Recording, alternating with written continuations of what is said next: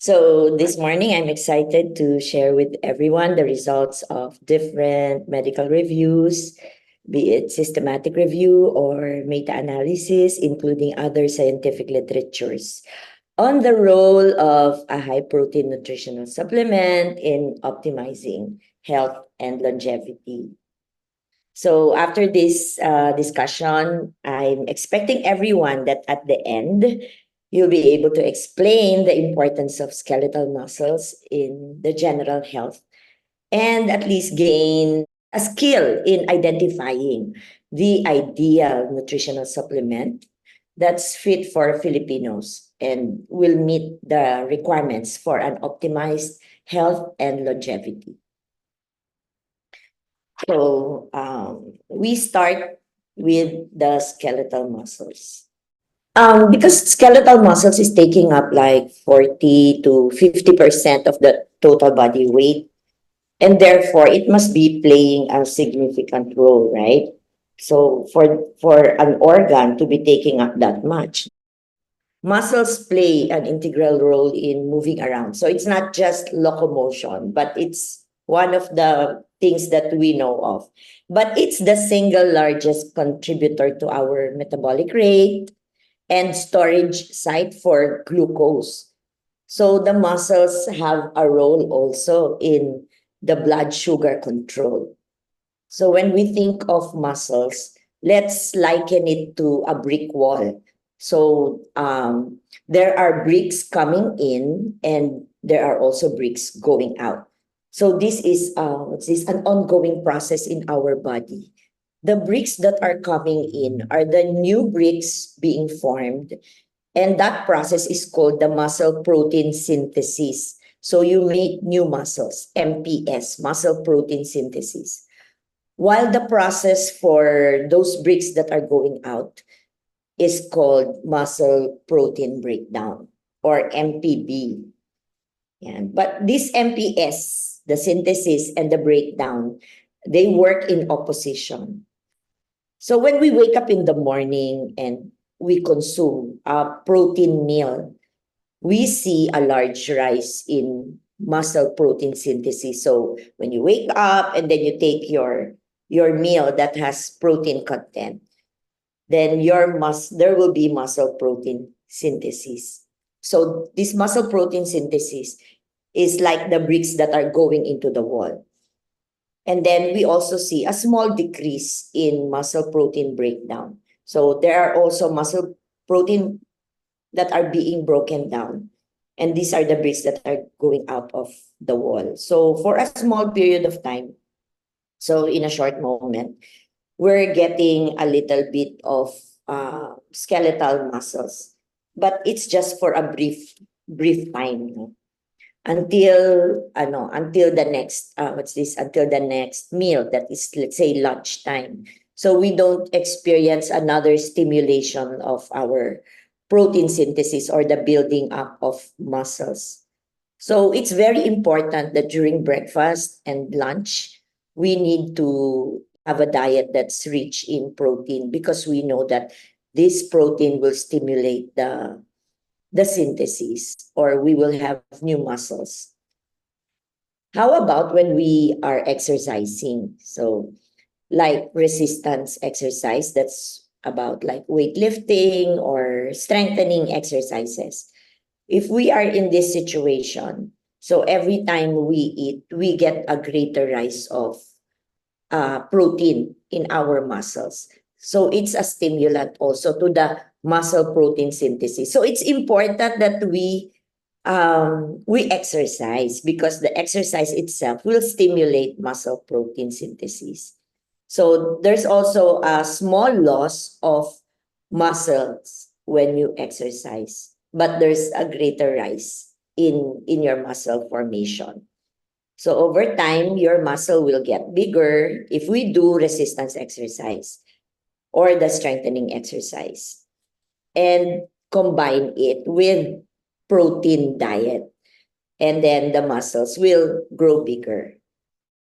Now, what you see here, this one is the conceptual framework that was developed by World Health Organization. So you see here, this is the functional, what it's showing you is that the functional capacity for individuals are, are different in different life stages, all right? So we see that the age here, the age grouping is divided into early life, adult life, older life. So when you are in the early life, like 0 to 18, our goal is to grow muscles, grow and develop. During adult life, which is in your, let's say, 20s to before 50s, what we want is to maintain the highest possible level of function, and that is also maintaining our muscles. But come 50 and above, that's already in your older life stage. Our goal is to, still maintain, prevent greater loss of muscle mass. That will help prevent disability and help us maintain independence. Okay, so here we also see there are two diverging lines. One is orange, which is the norm, and then the blue is it goes down faster. The trend is going down on a steeper um, rate. Okay, so this represents your functional capacity. So the functional capacity is different in the different stages of life. We see that in the early life, it's ascending steeply. That means that you can reach your maximal or maximum functional capacity in the adult life. When you enter your adult life, that is when the functional capacity is highest. And then it goes on a downward trend. The orange one, look at the orange one, it goes on a downward trend. When you enter the older life, it's still possible that you have good functional capacity. You can function on your own. You don't depend on other people. You can do what you want. That will depend on the lifestyle and the environment that you have.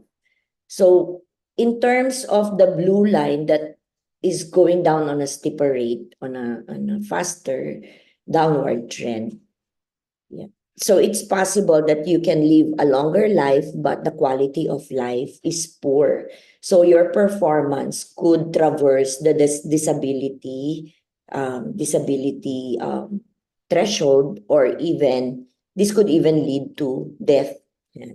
So it's very important that what we do now will determine the kind of life, the quality of life that we will have later on.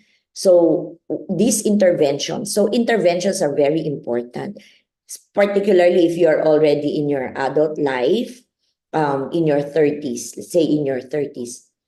It's important that you're already doing interventions for your skeletal muscles, because they will determine the kind of life that you will have later on, because your skeletal muscles is very important, not only with your locomotion, but also with your metabolism and also with your blood sugar control.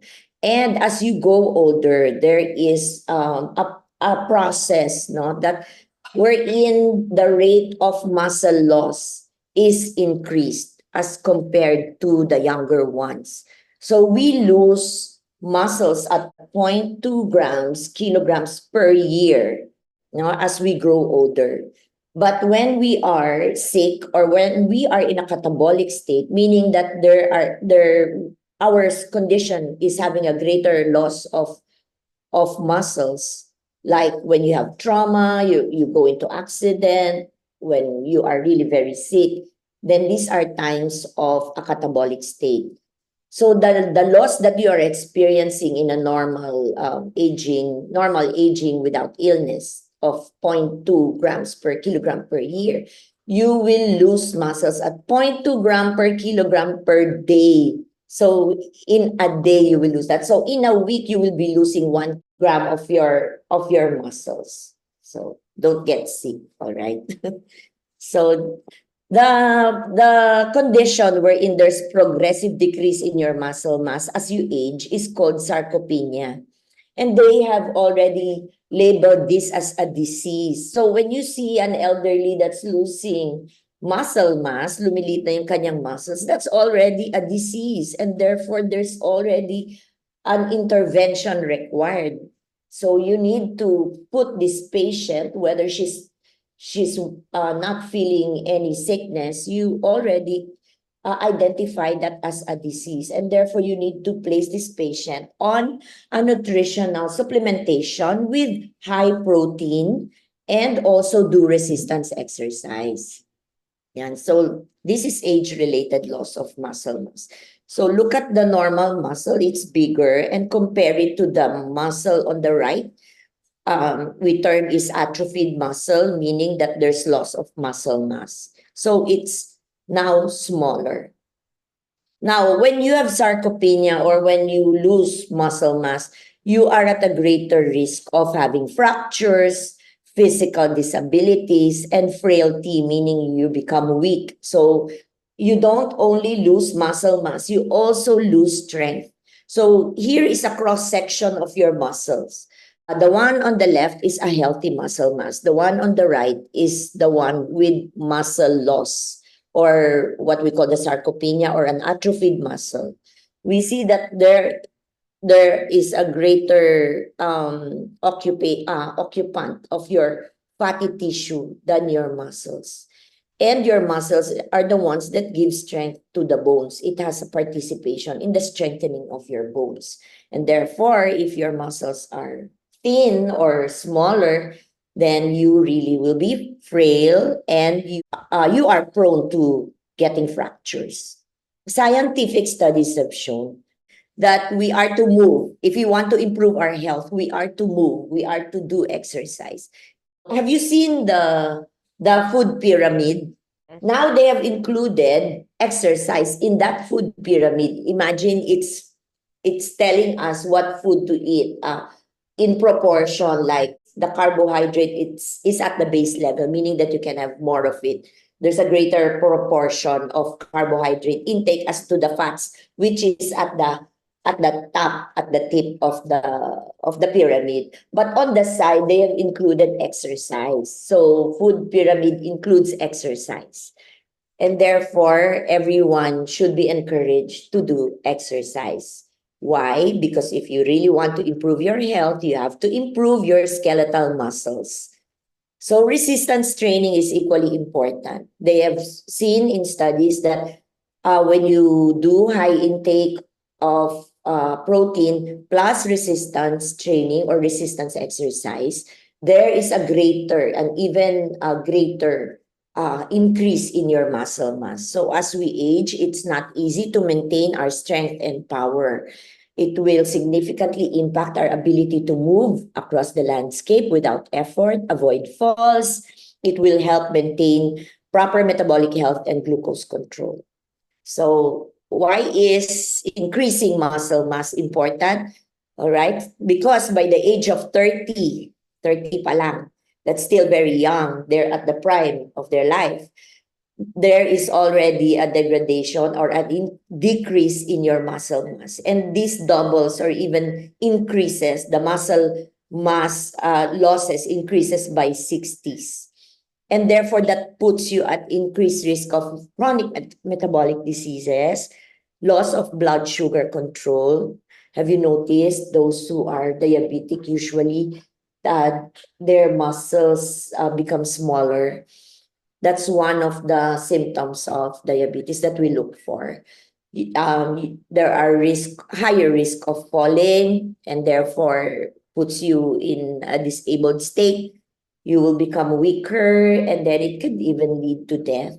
And then there are poor health outcomes. So this slide shows you the changes in muscle strength and muscle mass along lifespan. The one above is the same slide that I have shown you, the conceptual framework that World Health Organization developed for their programs in aging and health. And it shows us that the physical performance or your functional capacity in the early life is in an upward trend. And then once you reach adult, and we have learned that by By 30s, you begin losing muscle mass, and now it's on a downward trend. But if you are able to maintain your muscle mass, you're still very functional. But if there are no interventions or you get sick, then the red line will show you that the losing of your muscle mass, which is equivalent also to your losing muscle strength, and therefore affects your physical performance, will also decline. Okay, so below you will see the changes in your muscle mass. So when you reach the older life, the one on the rightmost, you see that there are now fats. And if you come to this gray area wherein there's less than 70% area, this is now putting you at a higher risk of death.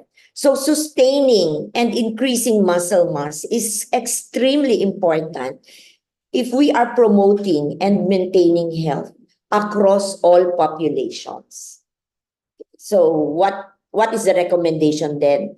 So the recommendation is to have a high protein nutritional supplement intake combined with resistance exercise. So even those who are bedridden, there are resistance exercises that the physical rehab medicine can recommend for them. Okay, so promotion of muscle mass and strength across ages. If we do not prioritize our muscle strength and muscle mass when we are younger, then the risks of muscle loss multiply, and it will be harder to overcome as we age. So this is just a study when they experimented or evaluated the dose response relationship between protein intake and muscle mass increase. And the results showed that slightly increasing your protein intake for several months, 2 months to 3 months, by 0.1 gram per kilogram per day in a dose-dependent manner over a range of doses of 0.5 to 3.5 gram per kilogram per day will increase muscle or maintain your muscle mass. So the recommendation is the muscle protein synthesis should yield a positive protein balance, meaning that your MPS should exceed or should be greater than the protein breakdown. So remember that if you are in a catabolic state, if you are sick, your muscle, if you are really very sick, like you also have trauma, then your muscle protein breakdown will exceed your muscle protein synthesis. So now you know that you need to increase your supplementation of high protein milk. So this just shows when new muscles are being formed, or your muscle protein synthesis. So you take in the protein, the high protein milk. When you take it in, it will undergo digestion in your GIT. And once the protein is digested, it will break down into different amino acids. All right. So imagine a Lego. So you're familiar with Lego, right? If you have, let's say, formed a car out of the Lego pieces, so that's your protein. The car that you have formed out of the separate different colored blocks will be your protein. Then when you eat it, and that's broken down in your stomach, they will now separate into the different parts, into the different colored amino acids. So now those amino acids are different. It could be a leucine, a glycine, a glutamine. Okay, so the most important amino acid is your leucine amino acid, because this is the sole determinant of muscle protein synthesis. It will stimulate your muscles it will stimulate formation of new muscles. Leucine. And where do you find leucine? Leucine is found in a high digestible type of protein, and that is whey protein. Okay. And then once it's broken down, it makes itself available now for building your muscles. It will now stimulate your muscle protein synthesis and therefore bring in new bricks into the brick wall, into your muscles.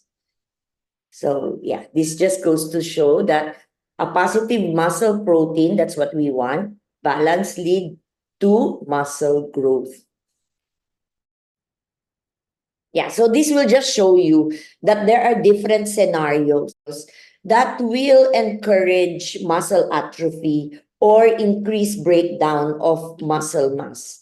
Yeah, when you do exercise, but you complement it with high protein diet or milk, then your protein breakdown will just be equivalent to your protein synthesis. Okay, so when you're eating a diet that has protein, your protein breakdown and your protein synthesis is equivalent. And therefore, if you want to increase more your protein synthesis, you add a supplementation of a high protein diet.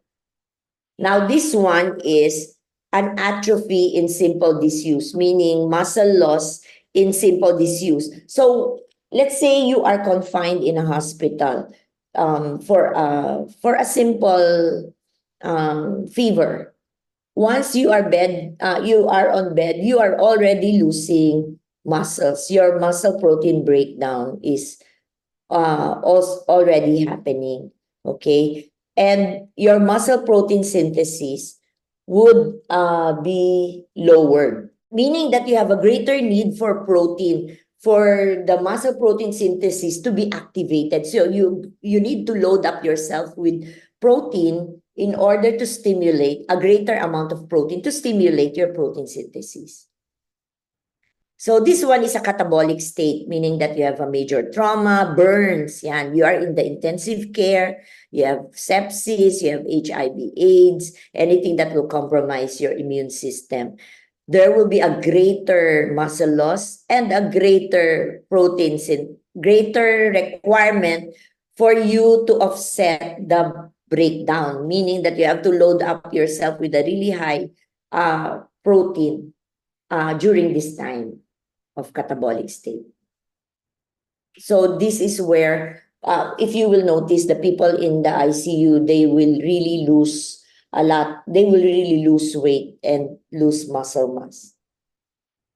This one is related to aging, the sarcopenia. As we age, there is already a greater rate of protein breakdown and muscle loss. That's because of the aging process. So you lose muscle mass because of a greater protein breakdown, but the requirement for you to stimulate your protein synthesis will also be greater. So these are just a summary of all those that I have shown you. So let's go to the product to Live Strong Plus Classic. What is its role in optimizing health and longevity? One of the feature is the osmolality. The body osmolality, when we say osmolality, you are counting the particles per kilogram of water. So the body osmolality is 300 milliosmoles. Now, if your formula, if your nutritional supplement is also in that range, in 300 or something close to that, then you call that isotonic or isomolar formula. We want an isotonic or an isomolar formula because it is well tolerated by the patient.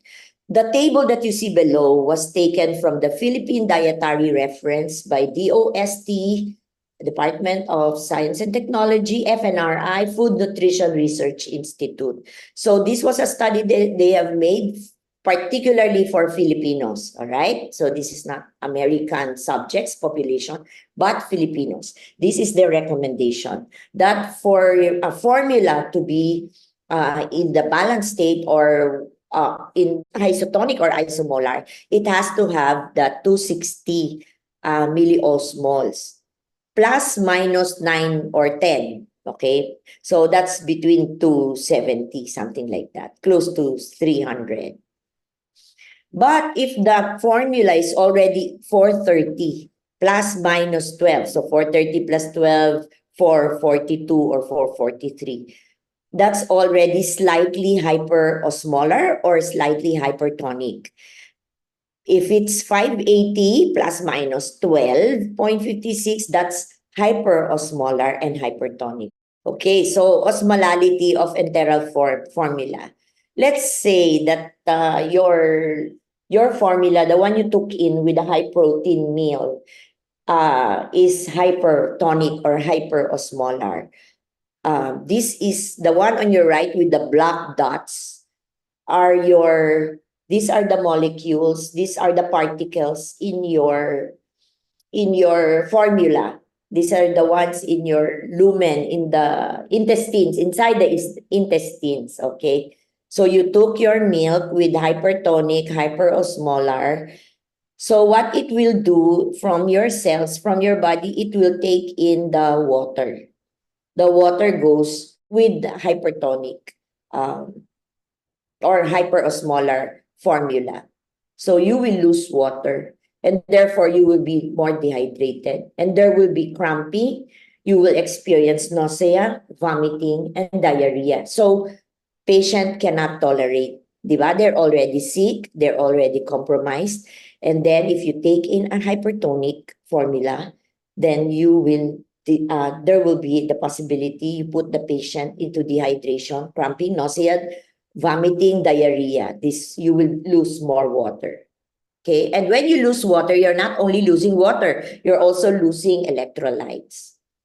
Okay, so this just shows the orange one is the one inside your cells, and the blue one is the one inside your intestines. So when you take in a hyperosmolar formula, you will cause water to come out. The blue arrow, it's bigger, right? So the water will go, the tendency of the water shift will be towards the hyperosmolar formula, where the hyperosmolar state is.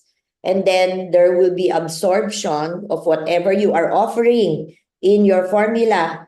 There will only be a little absorption, not the expected absorption of what you are offering to the patient. Okay, so there's less.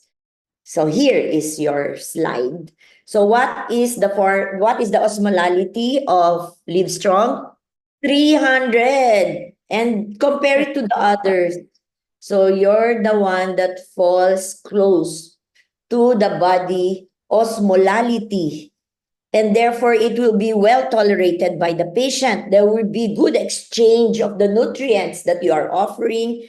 It will go inside the cells. As compared to Ensure and NutriBest, no? The Ensure has the highest osmolality, 534. So this is the acceptable macro nutrient distribution ranges for Filipinos. Okay, this is taken from the Philippine Dietary Reference Intakes developed by DOST FNRI. All right, I just highlighted adults. Okay, so when we say macronutrient, meaning these are the nutrients that you need to take in at a large amount, and they are your protein, your fat, and your carbohydrate. But they have to come in the appropriate range. You cannot just take carbohydrate in a range that is not recommended. So later you will know why you need this particular distribution range. For protein, take a look at this one. You have to note this one because we will compare it with your Livestrong. Okay, protein range. So meaning that the energy that you need to take from protein should be 10 to 15%. And the energy that you need to take from your total fat should be in the range of 15 to 30%. For carbohydrates, it's 55 to 75%. So let's take a look at your macronutrient percentages for Livestrong. It's C54. Look down on the table. Carbohydrate range is 55 to 75. And then your protein should be 16%. So here. And your should be 10 to 15. Total fat is 30. Okay. And compare it with the others. Who meets the Filipino distribution range among all these. Definitely not Ensure, not designed for Filipino. Yeah, so Nutribest, Entrasol, and Livestrong. In terms of macro percentages, but in terms of osmolality, so we already have two good points, two good features: the osmolality, the macro percentages. Why do we need the macronutrients? It's the energy providing nutrients, calorie providing nutrients that need to be consumed in significant and balanced amounts. Why it needs to be in balanced amounts? To maintain body function, so that your function will be at its optimal, okay, or at least in the level that is above the disability threshold. Macronutrients provide sources of energy needed to fuel the body. So even when you're sitting down, you need to fuel with energy your body. The reason why you can sit down is because of the energy that you get from these nutrients in balanced amounts to maintain cellular hydration, to provide body structure so that you can perform work. Okay, so this is the percentage. You can memorize your percentage, the Livestrong percentage. C54, P16, F30. So it's closest to the Filipino recommendation. The first three bullet points is the recommendation for Filipinos. Why we need the correct percentage? Because we need adequate intake of essential nutrients to enable the functions to take place, to reduce the risk of chronic diseases. And also, this is immunomodulatory, meaning that it will stimulate your immune system. So that's the reason for having a correct percentage. If that is incorrect, the percentage or the distribution range, then you will accelerate muscle loss. See, that's very important. How about the protein sources?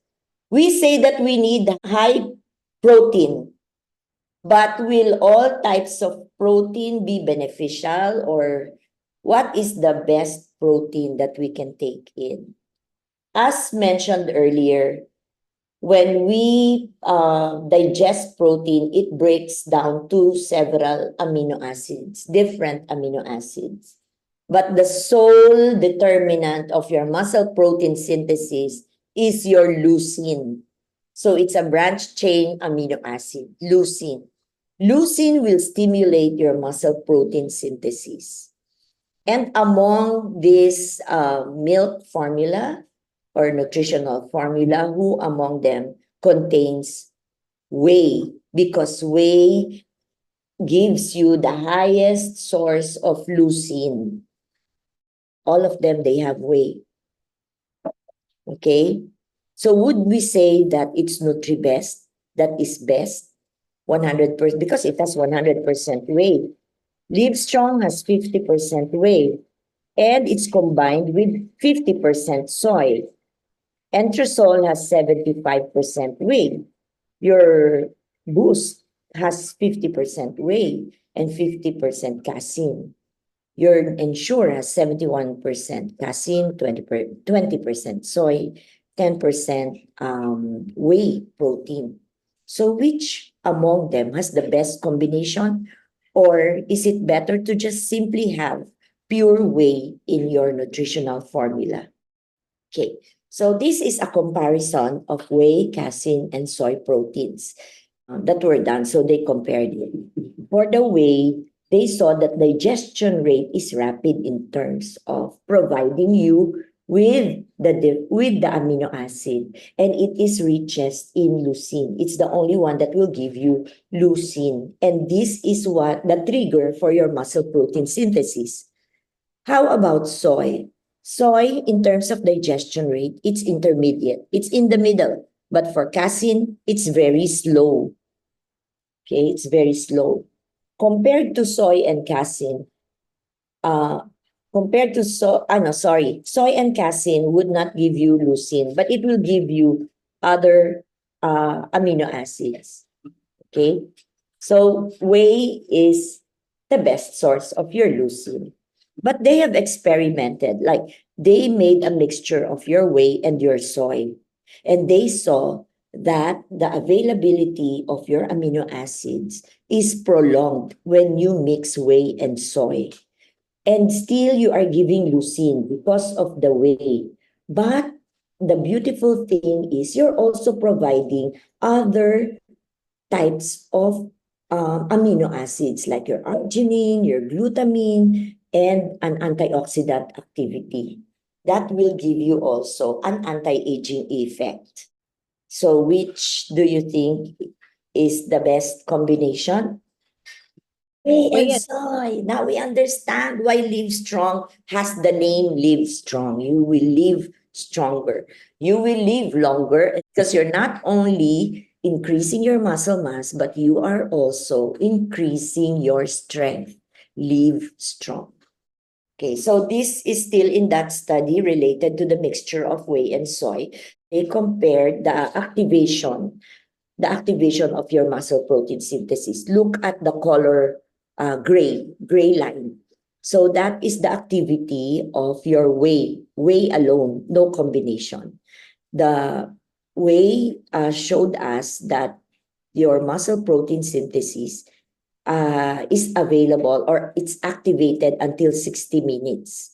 But when you combine your whey with soy, your soy has an intermediate action, but your whey has a rapid action.